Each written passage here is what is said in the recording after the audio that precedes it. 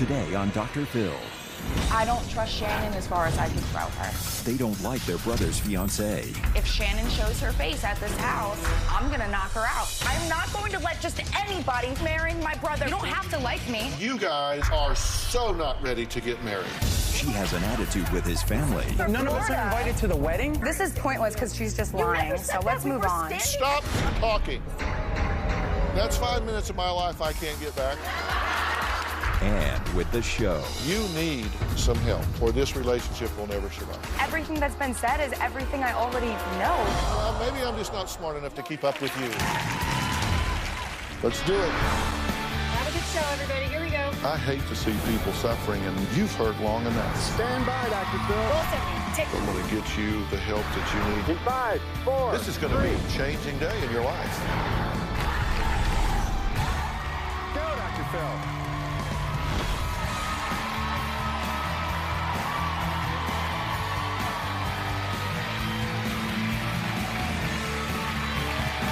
How you doing?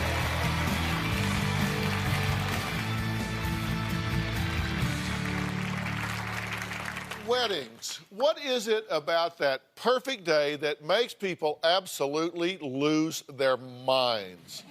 Now, over the past 12 years, I've talked to hundreds of couples who desperately wanted to tie the knot, but they say they were being held back by families standing in the way. A few years ago, I talked to a mother who was banned from her own son's wedding by the bride-to-be.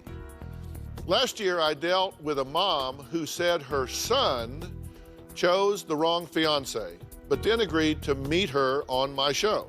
Another mom came on saying she was convinced that her son's fiance was after his money, so she hired a private investigator to check up on her. Well, for some, it's harder than you think to get your family on board and accept your spouse-to-be. Now, my first guest, Dan, knows about this all too well. His siblings say they not only don't approve of their brother's backstabbing, ruthless, foul-mouthed fiancée, they say he needs to dump her now, today, because no one in their family wants Shannon for a sister-in-law. Shannon says she doesn't want to hate her in-laws-to-be, but they've caused her so much anxiety, resentment, and anger that her fiancé, Dan, has put their wedding on hold. I was very excited to meet Dan's sister, Tony.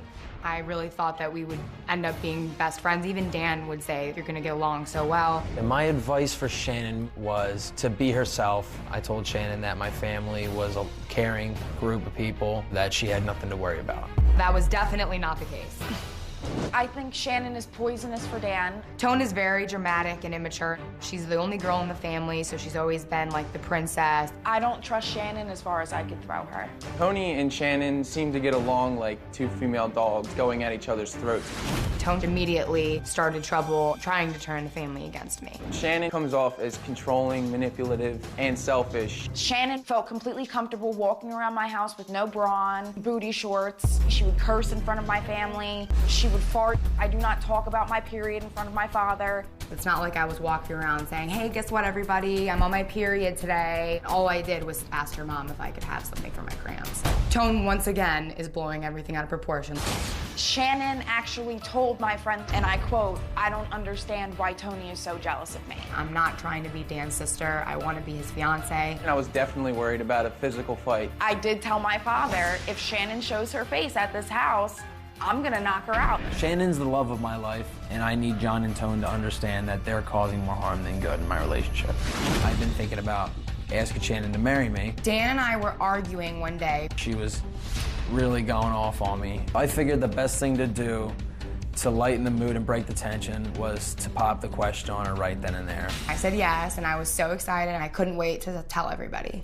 I said, look at the ring that's on your finger, Shannon. Like, that's like a $150 ring. They told me that I was rude. I asked them, would you rather me lie and fake a smile and pretend to be happy? The first thing out of Tone's mouth was, I better be the maid of honor.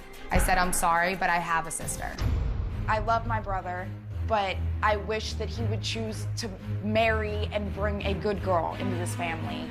Neither of them are marriage material, especially Shannon. There's absolutely no way that any of them are invited to our wedding. The wedding, as of right now, is on hold. It's not canceled. We are getting married. We don't know exactly when. Oh, well, so what's the problem?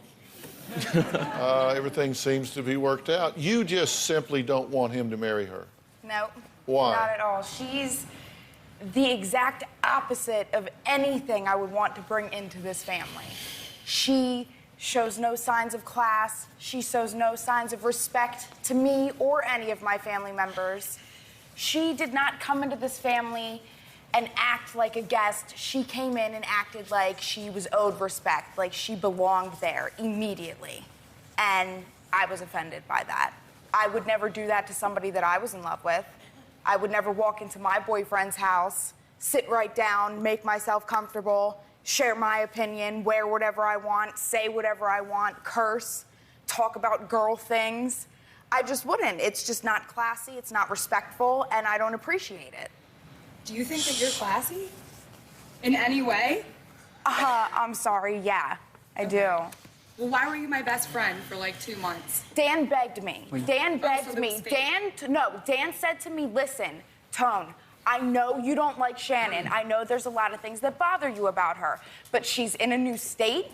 She doesn't know many people. She doesn't have any friends. He said, please give her a chance. So because I love my brother, I gave you a chance. It wasn't a chance, Tone. You hit me up every day to hang out with you. Hit you up every day? You were living in my house. You would beg me to go get lunch with you. I would beg you. Yes. I never begged you. I though. always said, Okay. Shannon, I don't have money. I don't feel like going. You're like, please, come on. I'll pay for you. You can get whatever you want.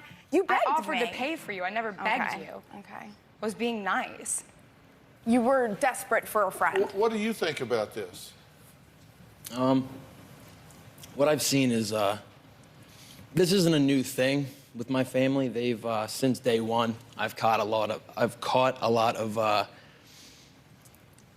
advice, I guess you could call it, in their words. It's a lot of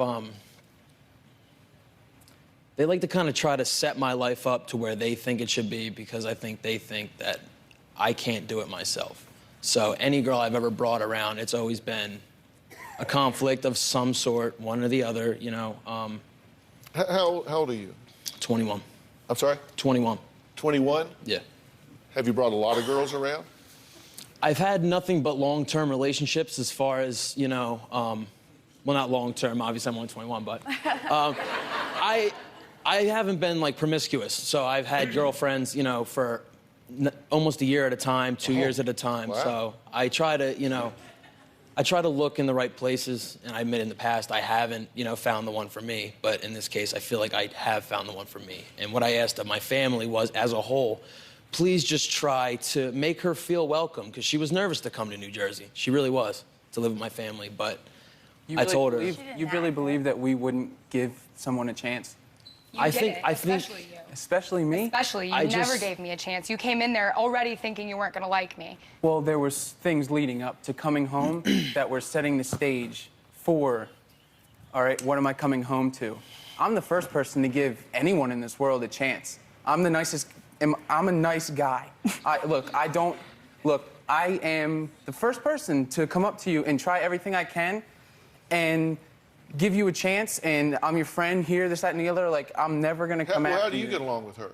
Well, at first, I first met her, I shook her hand, and I was like, hi, like, I'm John, nice to meet you. You guys are obviously together. I care about Dan enough to give anyone he's with a chance, especially first time meeting her. There was just, I couldn't really trust her at first, just because of everything that I heard and how she presented herself. Well, how did it run off the rails? How did you go from, hey, open-minded, you know, obviously she's a very attractive young woman, she's with your brother. How did it go from there to no way, no how, should he marry her, bad news, bad deal, get out now? Well, you worry about Dan. And I understand the concern. I almost watched my brother die. So no, clearly you don't. I do. Because You I smoked almost with watched him. my brother Obviously die. not that concerned. Because I was the one who had to resuscitate him twice. And later, I was stuck. What do I do? You Putting in her didn't hand. have an excuse for not getting a haircut, so you just asked her to marry you? What, that's better? I received a text from Tone telling me to stay away from her family, never to show my face around her house again. She came off very aggressive towards me. I simply texted Shannon and said, I don't want to be your friend anymore. Please don't text me. Please don't call me. Please don't show your face at my house. You've proved to me on numerous occasions that I can't trust you, and I'm just done with this friendship. And I woke up the next morning with 3 more text messages from Shannon calling me a bitch, backstabber. I don't trust Shannon as far as I could throw her. Well, how did it run off the rails? How did you go from, hey, open-minded, you know, obviously she's a very attractive young woman, she's with your brother. How did it go from there to no way, no how, should he marry her, bad news, bad deal, get out now? Because at first, I was never really involved in drama. Anyone in my family will vouch that I'm not the guy who What starts happened problems. to run it off the rails? Her problems with everyone else in the family. Tony was in my ear after every single argument, after every Facebook post, after every slight attack, and I was always the one trying to put the pieces back together for my sister and actually try to help her make it work. I've never been the attacker, ever. Not one single time was I ever the one to attack first. I just retaliated and stuck up for myself. And can I just say, the first conversation I ever had with you was you bashing Dan for a good hour and a half straight. The first conversation I ever had with you. At the kitchen table? Yes, bashing him. He will never change. Bashing him? He will never change. Was I not in tears when you came home? Which caught me off saying- guard because you just talked about him for an hour and a half, and then he walks in the house, you're like, oh my God, I love you so much. See, but like, once again, this is you twisting words. Me and John exhibit, we worry about Dan. He has a drug problem. He overdosed twice. He doesn't have a drug problem, Tony. Are you kidding me? He doesn't. He had smoking pot and drinking. You smoke after pot every I got Hey, addicted to heroin. hey.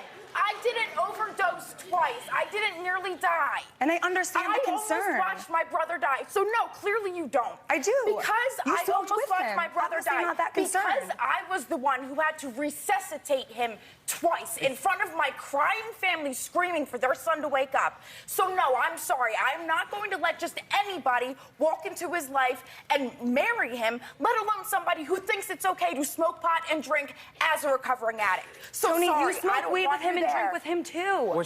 When you guys first came home, did I or did I not say you are not allowed to drink around me, smoke around me? I don't want any part of it. And then it took No. one time. Okay, let's hang out every One day. time Let's smoke of weed. Dan, Let's get of high. Dan Let's drink. acting like an adult. Dan acted like an adult. He drank a couple beers, went to bed early, as you continue to stay up and party because you love the lifestyle. Whatever, do you? 'Cause you I begged don't me care. to- I did not beg you to do shit. Okay. You wanted to stay up and party. You wanted to smoke. You're like, come whatever. with me, come with me. Dan won't be mad. Dan won't be proved mad. to me- I'll talk to him. Don't Proving my worry. female I dog. never said that. No. Once again, I never said Proving that. that When way. did I say that? It's going on. They said the same. When we did went I to your say cousin's that? house. At my cousin's house. Yes. I never begged Yes. you. I I have said my Dan's cousin gonna- Sam. I said Dan's gonna I be have my mad. cousin Sam. Yes, no, we were all supposed to go to my cousin Michael's house. And I said, oh, Dan's asleep. Maybe you should go talk to him. Oh, I don't want to wake him up. He won't be mad. Me, I never- John, okay. Dan was pissed. Dan This was is furious this is with pointless you. because she's just You lying. never said So let's that. move We were on. standing at the island in my Uncle Joe's Let's house. move on. And This you is said, so Dan's asleep, pointless. but I really want to go. I'm sure he won't mind. And my father I knew said you- to Dan, that is not the type of girl you like. All right. The type All of right. girl who would go out I- when can you're I talk? asleep. Can I You talk, don't please? marry her. Let's go. Can I say something? Absolutely. Please, I would love it. Why would you even ask? I will never, ever say that she is the perfect human being. And I won't I am either. not a perfect person, clearly. I don't think anybody's perfect. We all make mistakes. Clearly, I've made mine. And I've proven to keep myself out of the depths of where my addiction was, obviously. That I feel as though that's a past issue. By drinking and I've- smoking, you ever heard of Gateway? I've Like, that's moved on not to bigger and something- better things. I'm You wanna be holding involved jobs. with- I haven't touched heroin in 2 years. Okay. Your point is you're doing better, right? Yes, correct. I'm doing better, and I feel as though you guys, rightfully so, have your worries and concerns. Absolutely, I don't blame you. I love you guys to death. You're my family. You helped raise me. And you know what? You were there to catch me when I fell. But at this point, it's time to let me grow. It's time to let what happened in the past go. I need to move on. Would you like to know what I think? I would love to hear what you think. Would you like to know what I think? Would you like to know what I think? Would you like to know what I think? Yes. All right. Well, we're going to take a break, and then we're going to be right back to Jersey Shore. Next, Tony says there could be a medical reason that Dan never picks the right girls. We're going to find out about that and more when we come back.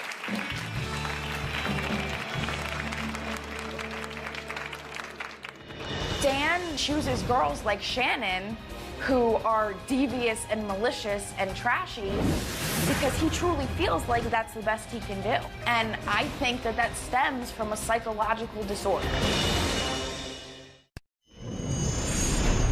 My parents and I had agreed that they would try their best to make Shannon feel at home and feel comfortable.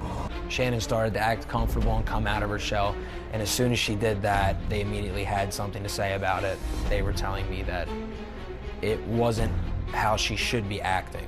My parents jumped on her and made her feel uncomfortable. I think I was being judged too harshly and too quickly. I don't think that they really gave me a chance to get to know me before they started making judgments and pushing me away.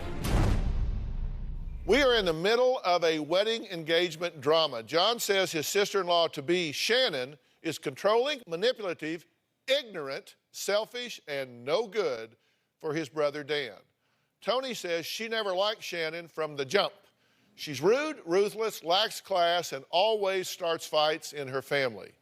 Now, Dan says he expected his family to be open and accepting, but his bride-to-be Shannon says all she feels from them is disapproving judgment.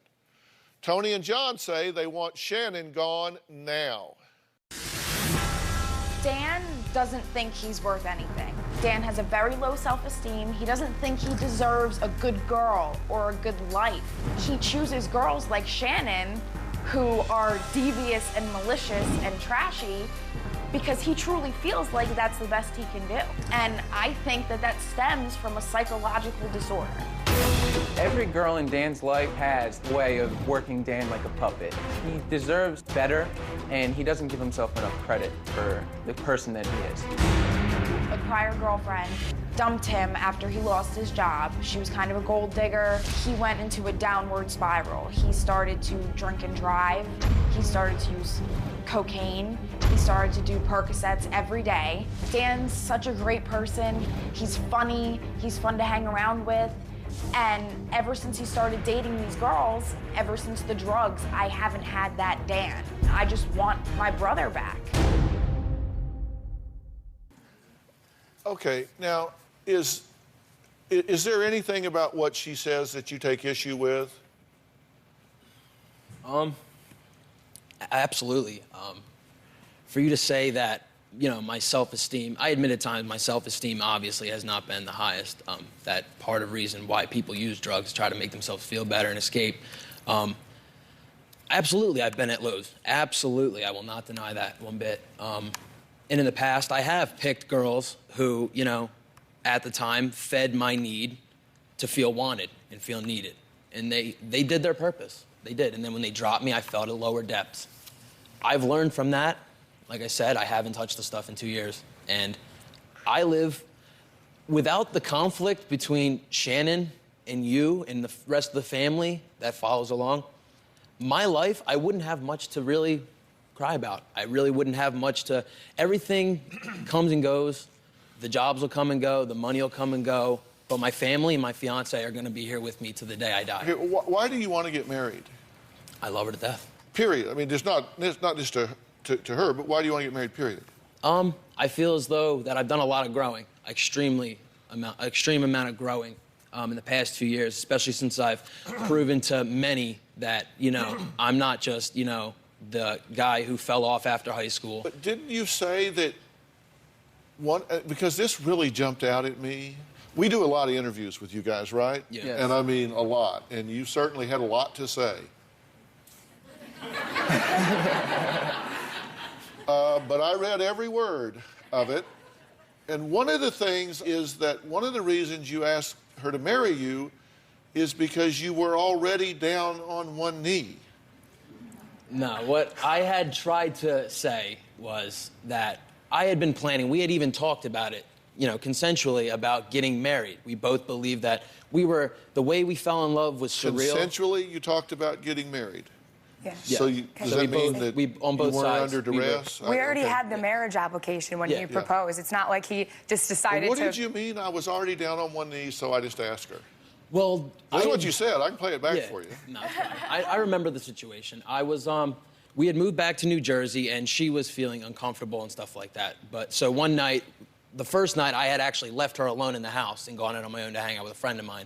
I went to go get a haircut, and we had gone out, and you know, we were at the mall itself, and the place was closed, so I couldn't get my hair cut. Yeah, can we get to the one knee? All right, yeah. So I decided to I went to go look at rings. I found one that interested me. I thought I liked the, you know, design of it and everything like that, you know. So I got it, I brought it home, and I told my buddy, I'm not gonna do this yet. I'm gonna save it for when it really is perfect, because I'm a romantic. I like to think I am, at least. And I'd gotten home, and they had apparently told her, oh, he's out with him, they're doing drugs, or they used to do drugs together, he's up to no good, and my father Could we get to the one knee? So she's tearing me apart. She's, where were you? Your family told me you're doing this and that and the other thing. He didn't have a haircut. And I didn't have a haircut, so I look like an idiot. Like, what am I gonna say? Oh, they only took a little bit off and it's not noticeable. No. I was stuck. What do I do? And I knew I wanted to marry her. She's going off, and it just killed me to see her that angry about something that they were putting in her head. You didn't have an excuse for not getting a haircut, so you just asked her to marry you? What, that's better? You've been called trashy, slutty, that you curse, fart, and talk about your period with your future father-in-law. Okay, I feel like they live on a whole nother planet.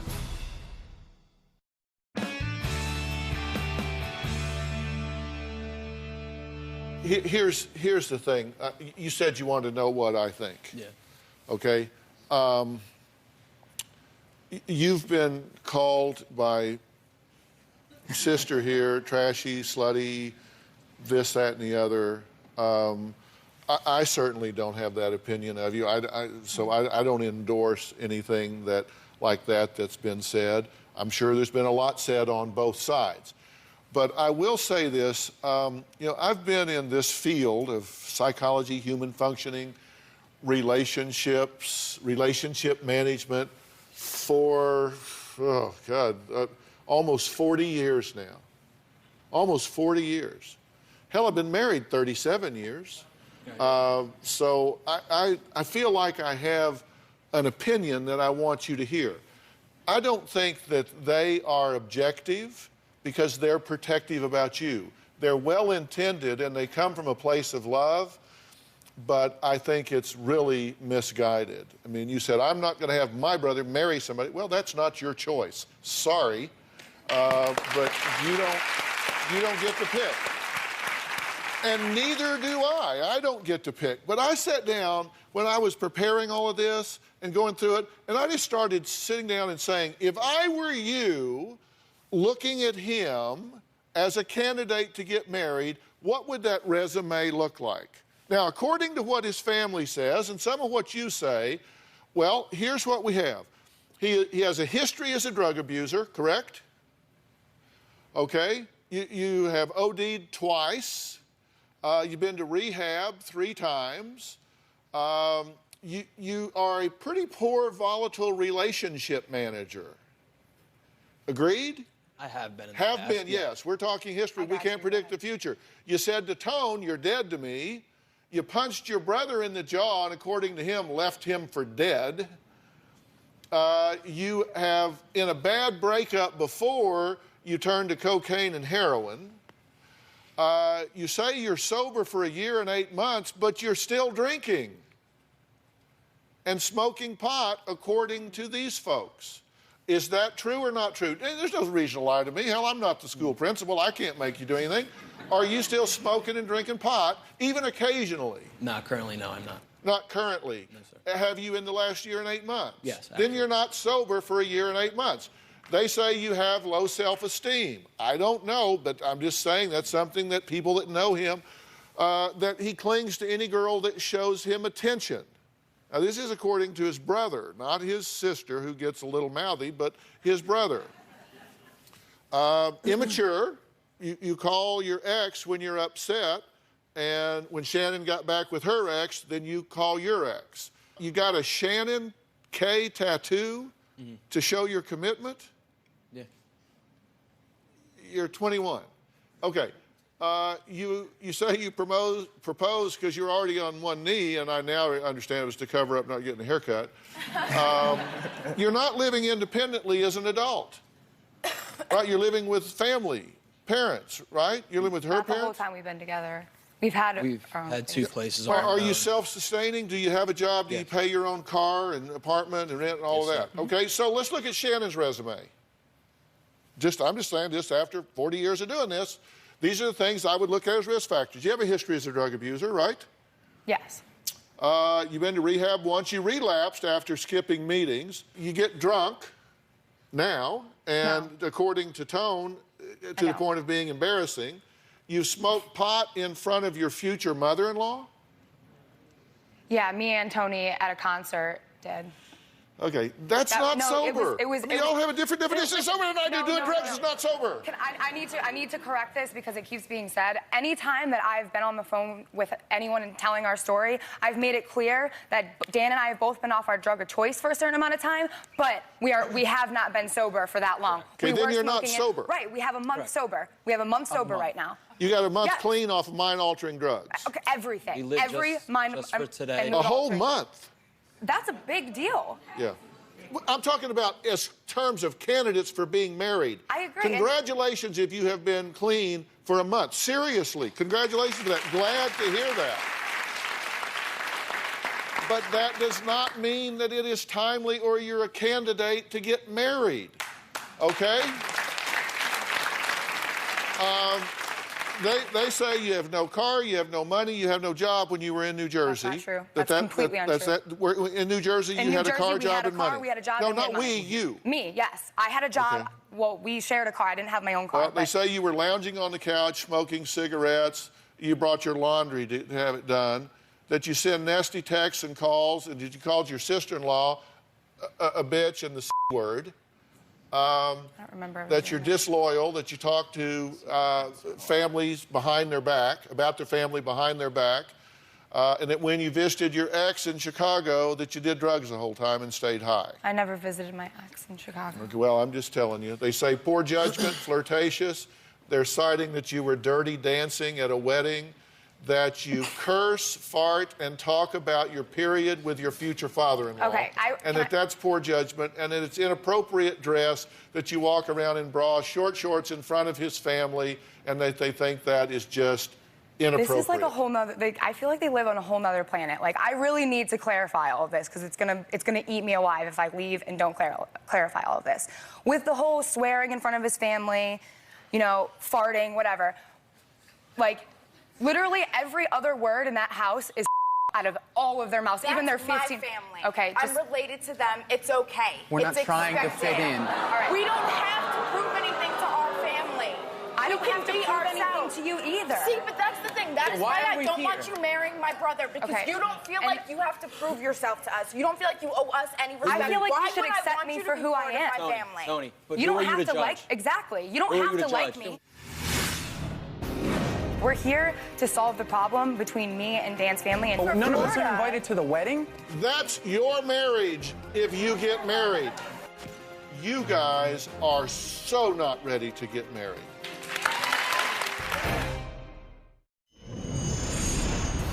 In order for this to work out, I do need an apology from John and Tony. I've attempted to apologize to them and never heard back. And they can't just continue on with life like I don't exist, because I do, and I am marrying their brother, and there needs to be some type of resolution. The wedding will be the only time I show my face around her. If Dan wants to keep his relationship with me after marrying this girl, it'll have to be just me and him. I will not be going to their house. I want nothing to do with this girl. If Dan's okay with marrying a girl that I can't even stand being in the presence of, then that's on Dan. Let me say something to both of you here. I'm not saying that you owe her a damn thing. I'm not saying that I owe you her an have apology. that you have to get approval from them in any way. That's not what I'm talking about. I'm talking about whether he is a high-risk candidate as a husband or whether you are a high-risk candidate as a wife. You guys are so not ready to get married. If you want to be married and if you want to be happy, you have a lot more growing to do. You have a lot more maturing to do.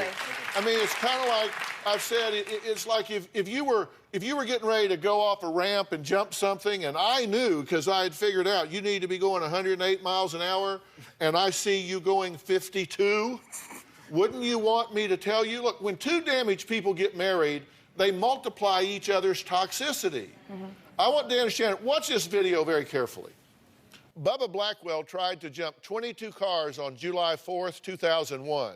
Things didn't go as planned. He woke up 3 days later asking, what am I doing here? Look at this. That's your marriage if you get married. You are not going fast enough to clear the hurdles to have a happy marriage. You're not ready. Okay, I'm not really sure why this all got turned. We're here to solve the problem between me and Dan's family and try to come to a point where we can all be okay. The marriage is on hold. I stated that. All be okay.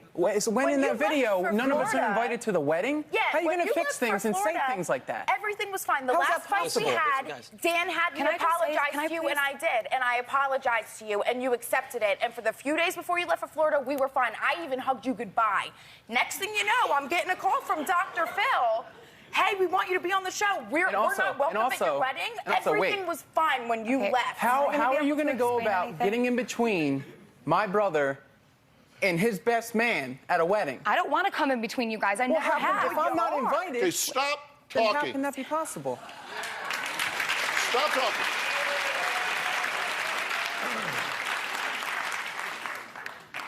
That's 5 minutes of my life I can't get back.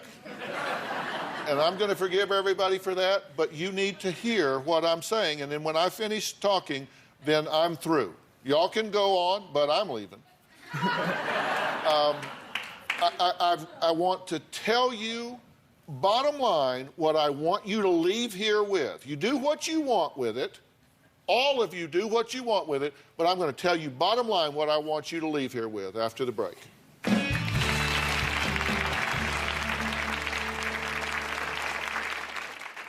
We need to get her away from him, but we need him to be stable enough to not relapse.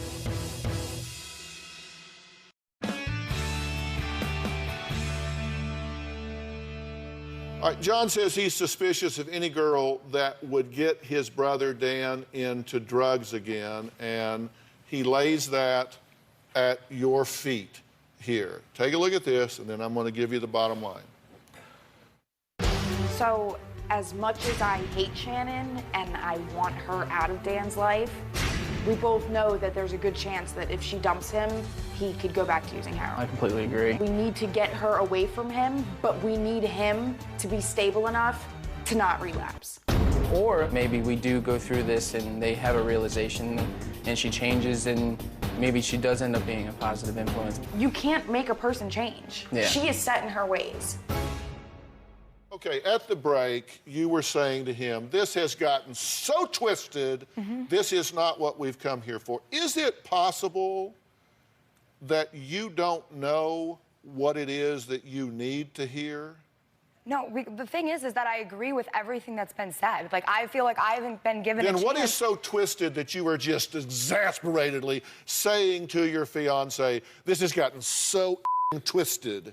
Because, I feel like everything that's been said is everything I already, know. Nothing that it needs to be solved maybe I'm just not smart enough to keep up with you. That's not what I meant. That's okay, not what I meant I'm just going to do my absolute best.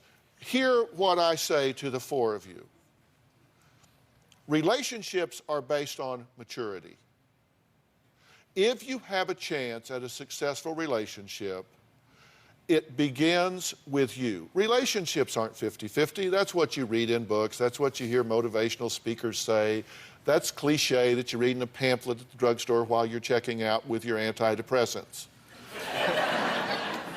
Relationships are 100-100. You are 100% responsible for who you are as a character, who you are as a person, who you are as a mate, who you are as an in-law.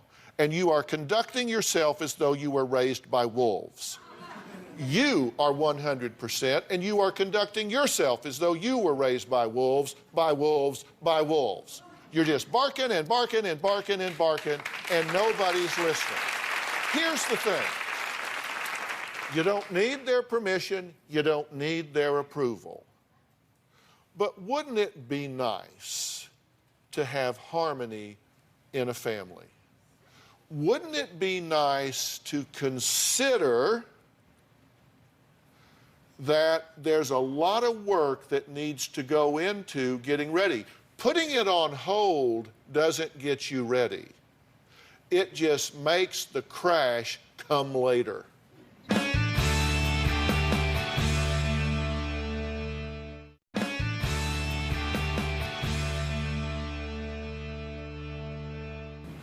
You have a lot of work that you need to do. And I'm willing to help you do that work. I am willing to get you the help you need to, A, get you sober for real, not just pseudo-sober because we're not doing our drug of choice, but to not be drinking, not be smoking dope, not be doing anything that's toxic to you physically or psychologically. And you roll your eyes all you want to. We're already doing that. We go to meetings every single day. We both have sponsors. We're working steps. I mean, we're doing everything we can to better ourselves on a daily basis. That's what our life revolves around now. Well, then you don't need the help I'm offering you, but I'm offering it anyway. Before you go and decline it yourself, I'm offering it anyway. I think my brother really I'm offering has it different anyway. ideas. I'm offering it to you as a couple.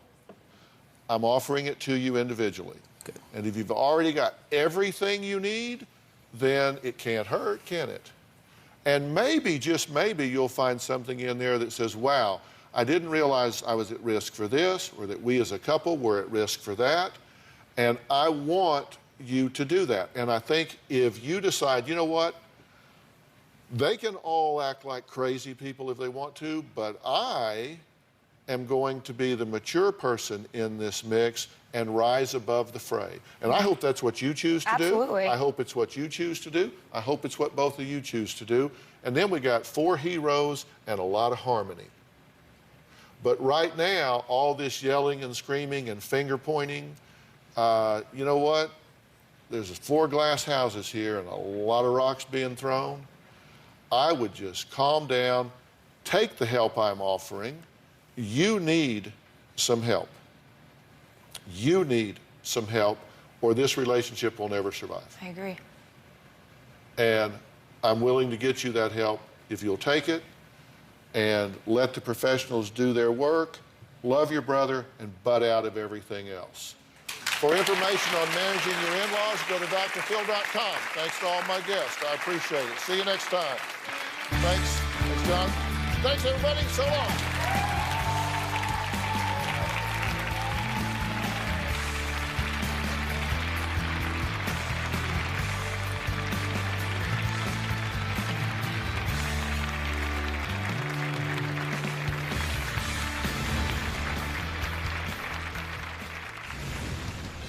Shannon came on the show expecting for Dr. Phill to turn to me and John and say, "You're out of line. He's a grown man. He can make his own decisions. Shannon has done nothing wrong. You have judged her for no reason." When really, Dr. Phill turned around and said, "Tony and John, you have every reason to worry about this. Dan and Shannon clearly are not ready for a marriage. They're clearly not even ready for a relationship." The reason that I came here was to try to find a solution. I want them to be in the wedding. I love his family. I wanted to come here and come to a middle ground. I wanted to try to move on and forget all of this. This girl doesn't understand what she's doing. She doesn't take responsibility for any of her own actions, and everything's okay in Shannon land. Right. Shannon wanted Dr. Phill to tell her that she was right, even though everyone in their right minds knows that she was wrong. There was a lot of valid points made. I just feel like we got way off topic, and I was hoping that it was gonna get turned back onto the topic, and it never was. The scene with the motorcycle crash was the perfect metaphor for what they're going into. I watched it, I'm like, Thank you for showing me this. He looked at that and he was like, me and Shannon think that this is a grand idea, but not only Tony John, but Dr. Phill and probably the rest of the world see this as what my marriage is going to be. Shannon's still in extreme denial. Even when hearing it from Dr. Phill, you could still see the look on her face. She was like, you don't know what you're talking about. Like, are you kidding me? She thinks that she's good. She thinks that she can smoke pot and drink and that everything will be okay. He made it sound like we're still smoking weed and drinking every day. We're not. We're doing a treatment. We're doing great right now. Maybe 30 days doesn't sound like a long time to some people, but it is a big deal, and I'm proud of myself. Today on Dr. Phill, she stole her sister's boyfriend. You started sleeping with him. I would say he was the one knocking on my door. Well, you answered it. Then she married him.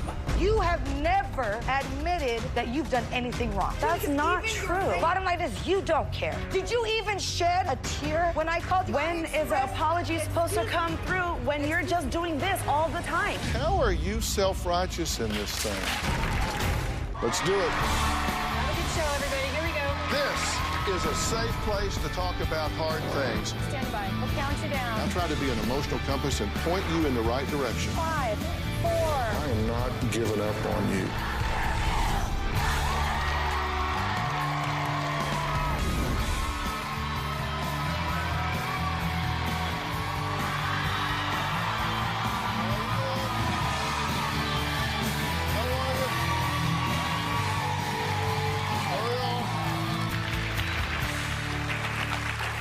This is a tale of two sisters torn apart by one man.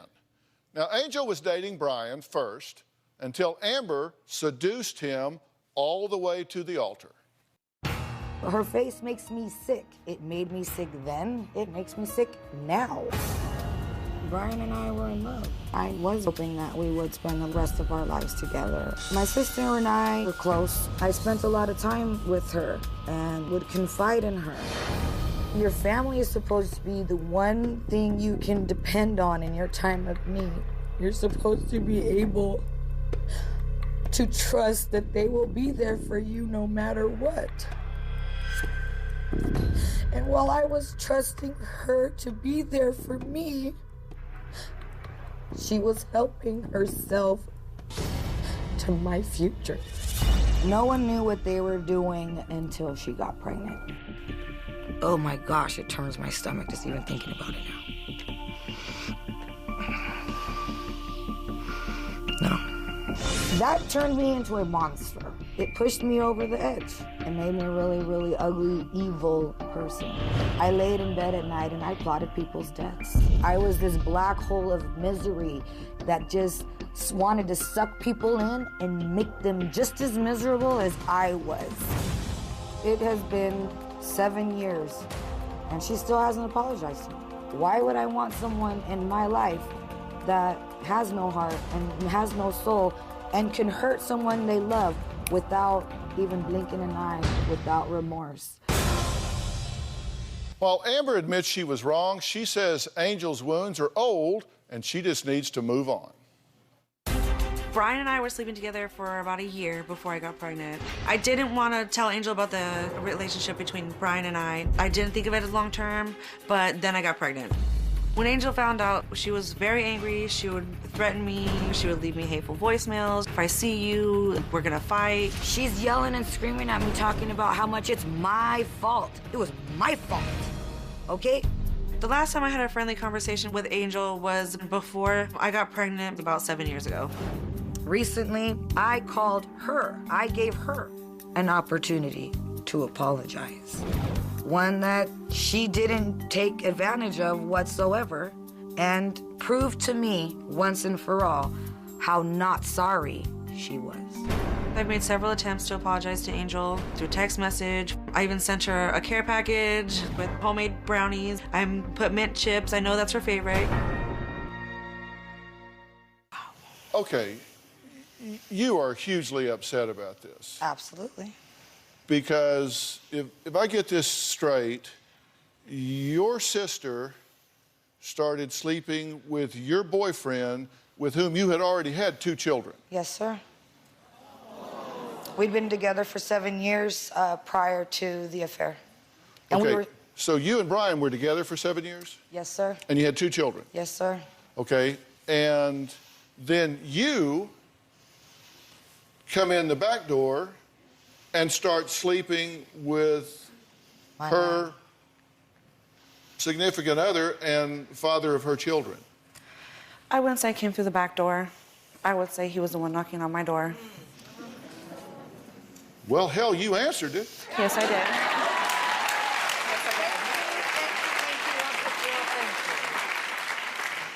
Front door, back door, down the chimney, it's still not your man. This is your sister's man, and you started sleeping with him. Yes. For a year. Yes. And you never felt bad about it. I did feel bad. Well, you said it was not that big a deal. You said we didn't think it was that big a deal. You didn't expect it to go anywhere. I didn't expect it to go anywhere, no. I didn't plan on, having a relationship with him or anything like that at the time. What did you call having sex with him for a year? That was not a relationship. What was that?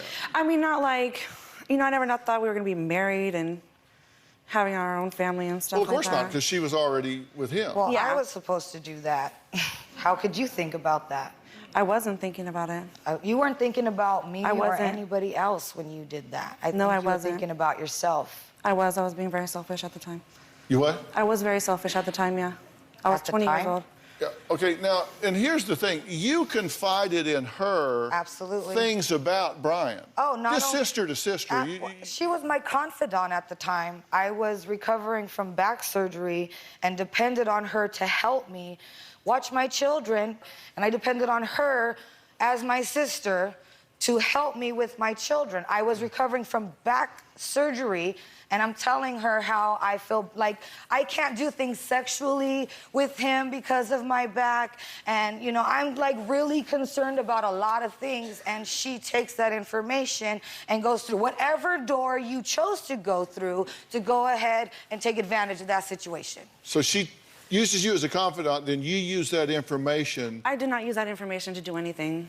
There was no manipulation on my part. I didn't have to manipulate him. I didn't take advantage of him when he was drunk.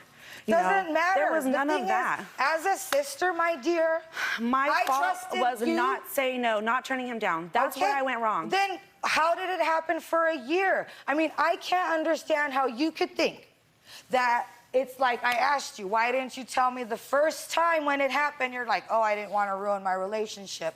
So let's sleep with him for a year and let's make that better. I mean, seriously, how can you even think that you should know me? The respect would have came to you if you would have just told me the truth. But you weren't even the one who told me. In fact, you have never admitted to me that you've done anything wrong. That's not true, once. Angel. Really? That Because is not even true. your fake apology did not even have admission of guilt. It didn't have repentance, and I'm sorry. Not those true. are the Did you two even read the requirements text of messages? forgiveness, my dear. Did you even read the text messages? I did. I did admit my guilt. I said I was truly sorry. Oh, I did a horrible thing. You said, I'm deeply sorry for any pain that I have caused you. You are my sister, and I'd like to fix this. That's what you said after 7 years. I've apologized to you several times. No, you have not. Every time we get on the phone, Angel, this is how it happens. Just on Monday, that's exactly what happened. That's not and true. Then you had, that you is not even true. asked me saying, in fact, on Monday, why can't we just talk to each other? Had your This is why. Excuse me. On Monday, when I called you, you had your opportunity to apologize then.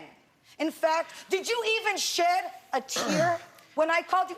Excuse me. In fact, I believe that when is an apology supposed to come through when you're just doing this all the time? No, you can't, you're not listening is the problem. Okay. I'm sorry. You're just not listening to the words that are coming out of my mouth. Y'all don't really need me for this, do you? No. I'm trying to I mean, do I have to be here for this? No. I honestly, why do I have to be here for this when honestly there's nothing that's going to change her mind about anything? She's not listening to anything I say. It's just really quick. Where'd that come from? It came from my bra. It's actually from the Bible. It's Proverbs 2:16, and I just like to just express it real quick. Bra? I do. And later, You brought me onto this show because you want to cry about how I won't forgive you. That's You not don't even know what true. forgiveness That's not is. why we're here. You don't Why know are what we here? forgiveness is. Due to the pain that my sister has caused me, I have a hard time saying her name. I call her BF, which doesn't stand for best friend. It stands for bitch face. Basically, I've been using the letters BF to stand for her all this time because I choke. I choke on the words as they come out. So BF is just much easier to say. I have just a couple of questions.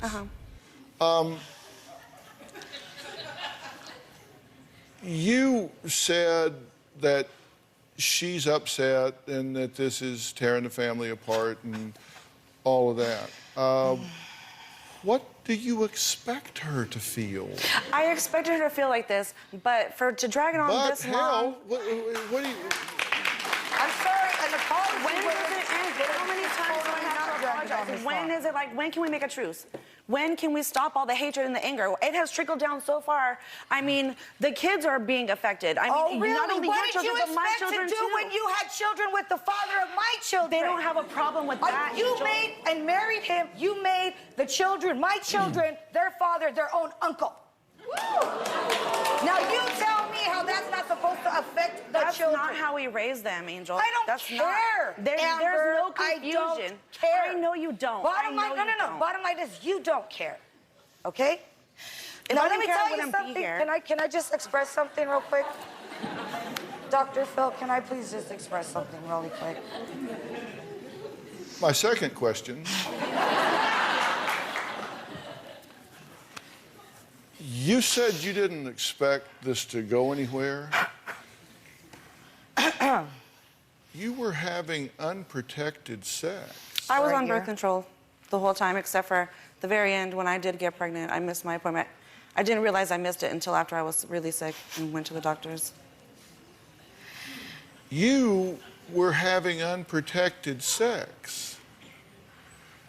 And your response is, oh, I was on birth control right up until, well, When I got pregnant. the end when I wasn't and got purposely pregnant. get pregnant. I didn't get pregnant on purpose. Oh, We weren't really? trying to have. We weren't trying to have a baby. I was on No, birth control he the whole wasn't. time. I bet you were. You weren't on birth control the whole time. You got pregnant off of birth control, correct? I missed my appointment. Yes, I did. So stop saying you were on birth wasn't control an the whole on-purpose time except for the thing. time when you got pregnant. Okay, it was an accident. I accidentally got pregnant. You don't accidentally not be on birth control. How Thank you. old were you? 20. You were 20 years old. That's an adult. You Yes. were an adult. You knew you weren't on birth control and you had sex with her 7-year boyfriend, That she baby knew. daddy, Yeah. and you had unprotected sex. Now, come on. What you want to do is get past this. To get past this, you've got to get real. Thank you. Okay. I never purposely got. We weren't planning to have a baby. We weren't planning all of this stuff. It just happened. When I are mean, you going to admit yes, that it continued you for screwed a up? year. When are Yes, you going I was. to admit that you're wrong? I have. Did you not When? hear me? When? I just said. What? Angel, No, I'm sorry, when? Angel, I did screw up. I made a huge mistake. Wow, I that's apologize. the first time that I've heard that from your mouth. Maybe because it's the first time you're not talking while I'm saying Oh, it. really? Yes. Because I called you and I said, hey, do you really want to do this? Pause. Here's your opportunity to speak. And you didn't take it. You weren't listening to anything I said. That entire No, conversation I'm was sorry. completely irrational. Can I ask a third question? Yes. How are you self-righteous and sanctimonious in this thing? I don't see why I'm being self-righteous. I've been trying to apologize to her. I can't talk to her. You say, you don't listen, you're not this, you're not that. I don't know. She doesn't. me, when I we're kinda- talking, she just screams and screams and screams and screams. She doesn't let you come in. She doesn't hear your apology. And as soon as I do apologize, it's, oh, you're fake. Okay, You're you fake. said, why do I say you're being sanctimonious and self-righteous? That's why I say you're Thank being- you. Okay, Thank I'm you. sorry. Oh, my goodness. I'm Thank sorry. you. If I can please say something. If you will make it quick, and then we're going to break. That's and then, fine. then I'm going to That's come fine. back and tell you what I think you need to do, and then we're done. Okay, that's absolutely fine. My whole thing is just that, you know, I've given her opportunities, and the thing is that when you have the will and desire to do something, you should take it. And if you have the guilt and the feeling of remorse in your heart, I don't care what you have to do to express it, it shows. And I do have something that I'd like to read, if possible. It's just really quick. Where'd that come from? It came from my bra. It's actually from the Bible. It's Proverbs 2:16, and I just like to just express it real quick. You had the Bible in your bra? I do. Actually, I have it on my phone, too. Okay, can you listen? Because wisdom will save you from the adulterous woman, from the wayward woman with seductive words who has left the partner of her youth and ignored the covenant she made with God. Surely her house leads to death and her paths to the spirit of the dead. None who go to her return or attain the paths of life. Which basically, you know, with wisdom... During the break, she will interpret that to her sister, apparently. What their mother has to say about all of this when we come back. Really?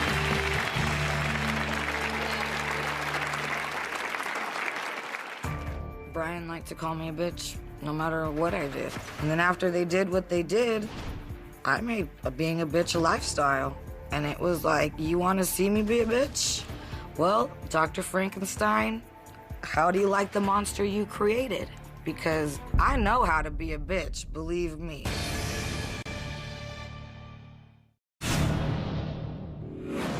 My sister had the pleasure of marrying the love of my life. My sister Angel will create situations where she and Brian are alone. Like when they do the child exchange, she demands that I'm not there. She'll say things to my family like, oh, he's flirting with me. I don't think she loves him, not like I did. And I don't think he loves her, not like he loved me. He's really the only man I've ever loved. Well, you're probably wondering where Brian is. The man caught in the middle of this love triangle. Well, he was going to be here until about 2 a.m. this morning, and he called in and said, oh, darn, I can't make it. Can't get there. I could be on the phone if you wanted me to call in or whatever. I said, no, I'll pass.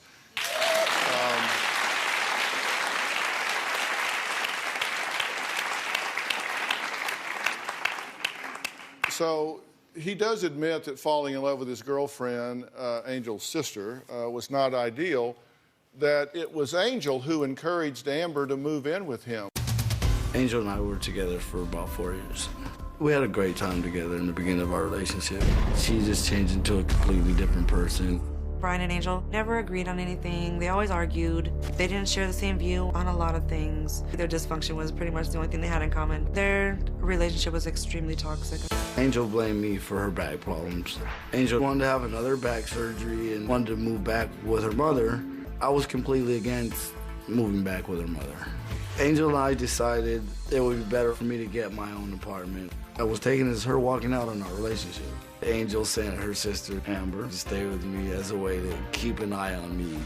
Angel feels that I seduced Brian and that I had gotten pregnant on purpose to try to trap him. Brian seduced me. Brian and I married a year ago. We have 2 children together, and we are expecting our 3rd child. Brian and I are soulmates. We have a very close relationship. I admit that I was wrong. I tried to apologize. I tried to make amends with Angel. Is there anything that I can do about it? No. Can it be changed? No. Can I say something, please? Do I have a choice? I didn't encourage it. It doesn't matter whether you did or She helped didn't. him get the apartment. Her name was on the lease. If you drove him over there and rolled him in on a dolly, it doesn't justify your sister crawling in bed with him. You're right. And you know what? I love how they keep trying to turn this around like it's my fault. I never said it was your fault, Angel. Oh, my goodness. I don't know where you're getting that You brought from. me onto this show because you want to cry about how I won't forgive you. That's you not don't even know what true. forgiveness That's not is. why we're here. You don't Why know are what we here? forgiveness is. We're here because of the way it's affecting the children. Okay, let's talk to your mother. Please. Hi.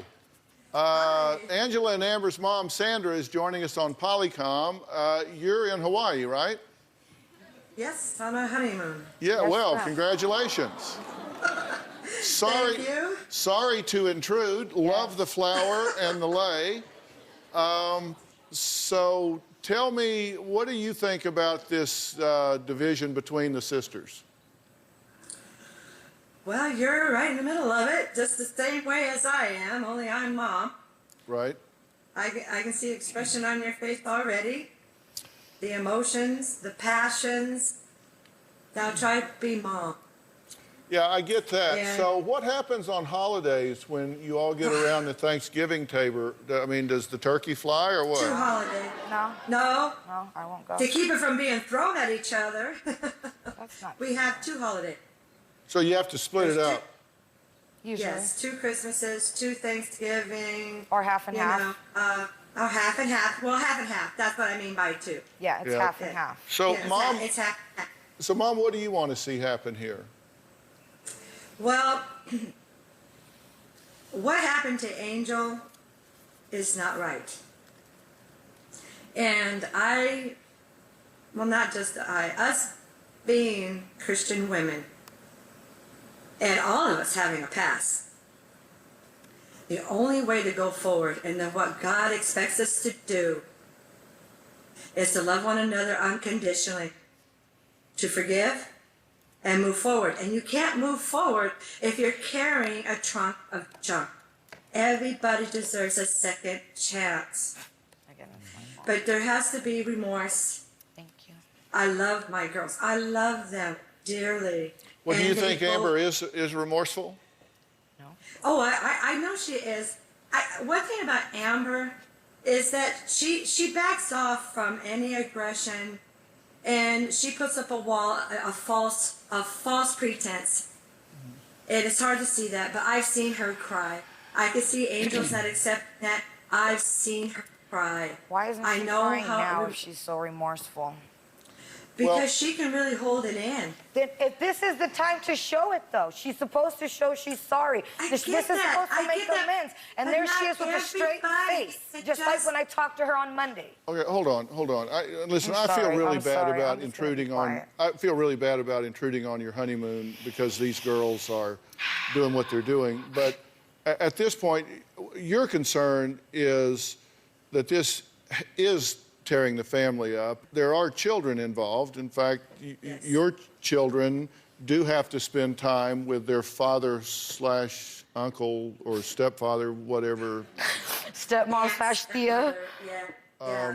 So they do get kind of, and you want to see that resolved for those children, correct? I do, because I'm starting to see now that they're getting older, the anger and the way that they treat each other is really affecting the children, and I can see it. And I know it's hard to move forward for Angel and for anybody. I mean, I have a sister, and I can't even imagine what I would be feeling. I'd be feeling probably a lot like Angel has, but I've had a lot of things happen to me myself, and I can tell you, you've got to let it go. You've got to forgive. You've got to believe that God's love, that He has a better purpose for us. Mom, why can't you recognize how far I've come? I'm the one that's worked all this. I have done all the work. I have forgiven her. In fact, I told her I loved her on Monday. Did you return it? Yeah, right before you said that you were willing for me to lose my baby so you could fight me. Oh my and then gosh, you could no, forgive me. No, that's not true. What I said. I had you on speakerphone. Yes, what I said. I'll give you my thoughts after the break.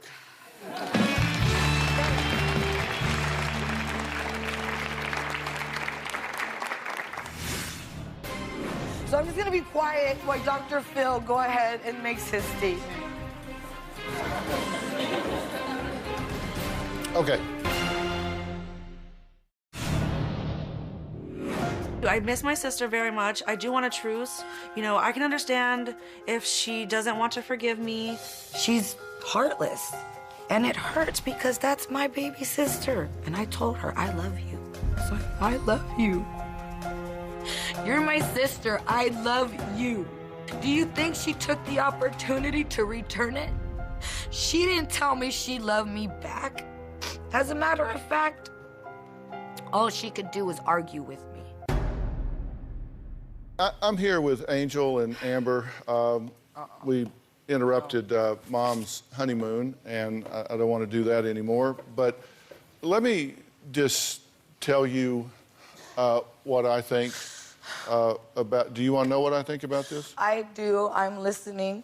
I am just hurt again by my family not recognizing my work as a Christian mom to forgive her and love her despite what she's done. You just totally took that away from me in your statement. So I'm just going to be quiet while Dr. Phill go ahead and makes his statement. Okay. All I can do is tell y'all what I think, and then you're going to do whatever you want with it. Now, it's been 7 years. Yes, sir. And you have a higher calling here and a duty to the children involved in this situation. Yes, sir. Absolutely. And sometimes people that really have a lot of angst for one another have to co-parent. Absolutely. And in this situation, you're having to co-parent with the father of your children and your sister to whom he is now married. Yes, sir. Now, you have shared things with us that relationship was perhaps anything but perfect. Absolutely. And I frankly think that it sounds like you may have really dodged a bullet here. Honestly, I believe that God used this to cut him out of my life like the cancer he was. I do believe maybe, that. and I'm not saying that means he's an evil guy, but the two of you we're not meant to be. Had a volatile relationship, and there was a lot going on there that didn't need to go on. Yes, sir. But be that as it may, that's over and you're out. You're right.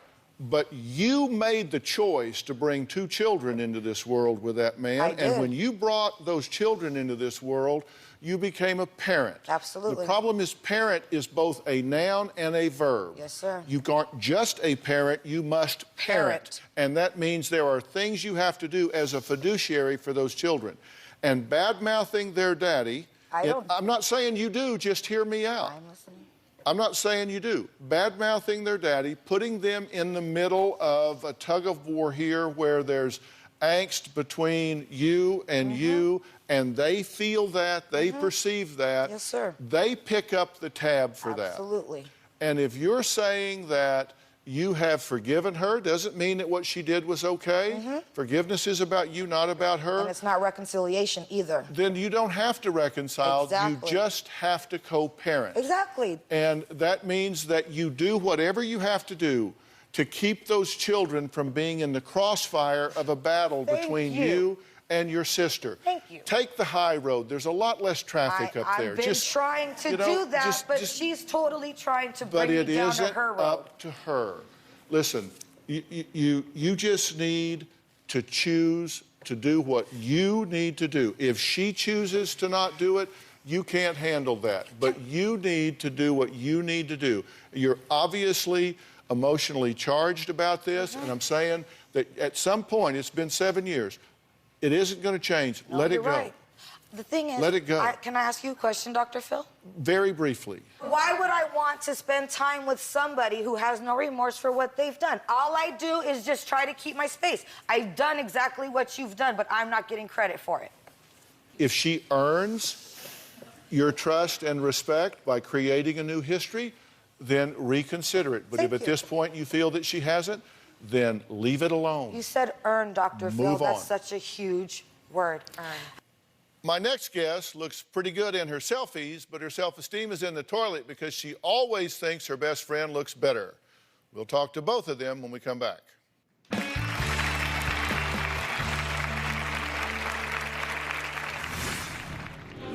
So, doesn't that mean that your life going forward is really bleak?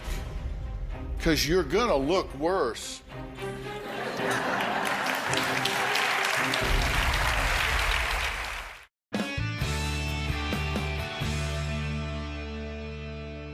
On the outside, my next guest, Jen, looks confident and beautiful. But deep beneath the layers of makeup and hairspray, she is in a constant struggle, comparing herself to every other woman in the room, especially her own best friend, Megan. Megan is so beautiful that being around her is hard on me. I'm jealous. I feel like she's just way prettier. She just has such confidence about herself that I envy. When we as women look in the mirror and we see something wrong with ourselves, what's the first thing we do? What can I do to fix that? Just me, raw, bare, no hair done, no makeup. I don't think I'm pretty.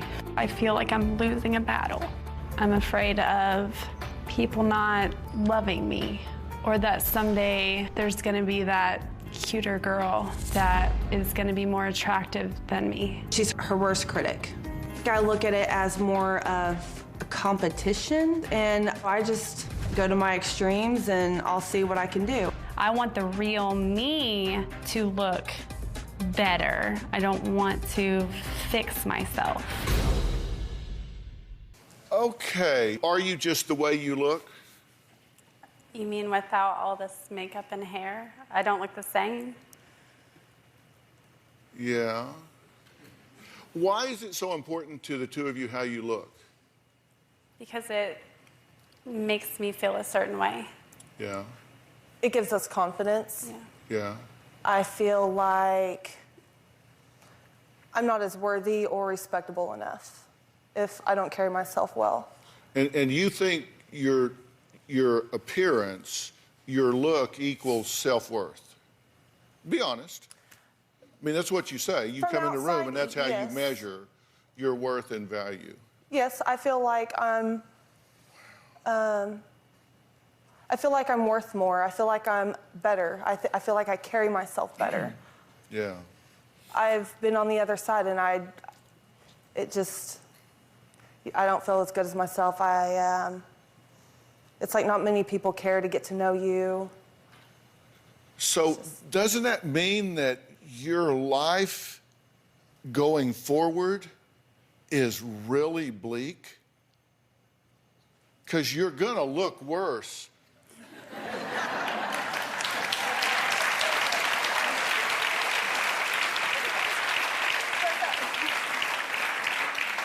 Going forward, take it from me. I look like an old catcher's mitt, okay? As you get older, things are gonna get closer to the sidewalk, and wrinkles are gonna become more pronounced, and you're going to become less competitive. Visually, there's always gonna be somebody cuter, younger, fresher. There already is. Trust me. I know. And that's why I try to do what I can, because I just like you said, I feel like there's always someone out there better, prettier, and I feel like it just gives me more boost to try to continue to work harder. Yeah, but you lost 70 pounds, right? I did. All right, good job on that. Thank you. For a couple of reasons. And I say that for a couple of reasons. One, because you feel better about yourself, number one. But number two, that's a return to health. Yes. Right? I mean, I guarantee absolutely. you your lab work went from out here to center and up. And I was off the couch a lot more, too. Heart-wise, and you became more active and all of that. Yeah. And you were involved with somebody that dumped you for... Someone younger. In his mind, somebody that was younger, cuter, fresher. Right. And that person can be dumped for somebody younger, cuter, and just like a guy can be dumped for somebody that is more studly. And look, you can never win that foot race. Which one of you said you take the perfect selfie? That's me. Yeah, that'd be Jen. You don't let other people take a picture. No. You'll take it, right? Yes. How do you take the perfect selfie?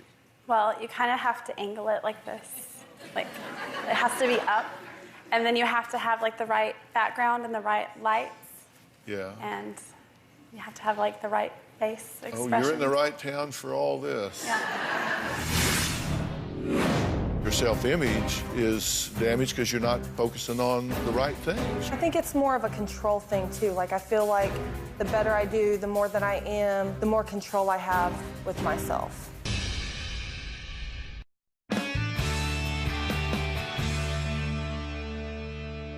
If your body image and self-image are tied together, you're making a serious, serious mistake. And I say that based on work with people that have been injured and become paraplegic and quadriplegics. They have taught me that although it should not be, that self-image and body image oftentimes travel connected together.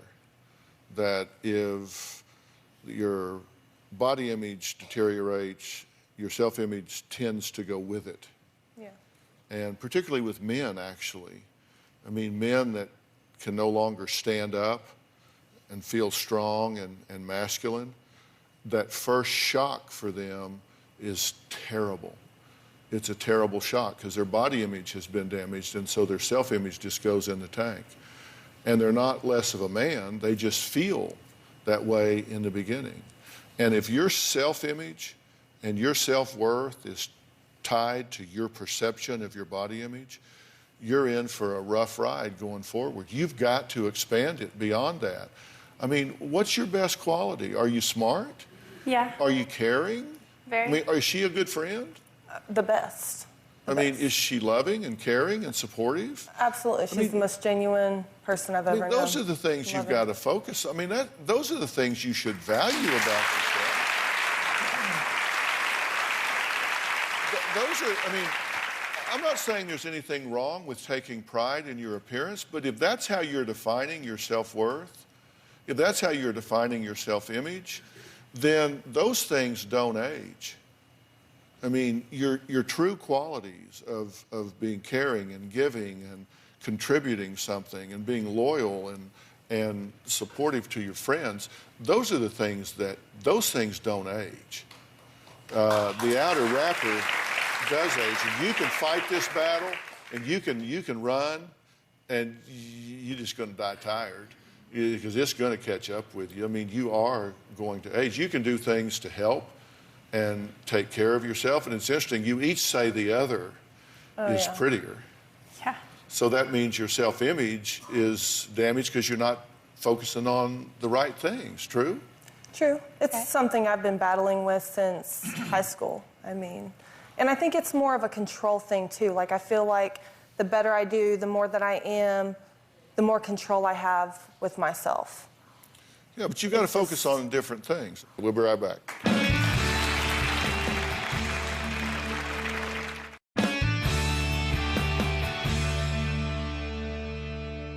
Beauty is a very individual thing. I mean, you can be at where you think you're absolute best, and somebody might look right past you and look at somebody that you think, well, you know, she ain't much, but somebody else might think so. It's all in the eye of the beholder, as they say. What you got to do is really find what it is you think is so unique and special about who you are. And I mean, I was joking about being in the right town. I mean, look at the people that are successful in Hollywood. They're not always the best looking people, right? They're different. They're different. They're unique people that become movie stars. Find something about you that's unique. Find something about your personality that pops. Find something about you, and those things don't age. True? Right. I mean, that's all I'm saying.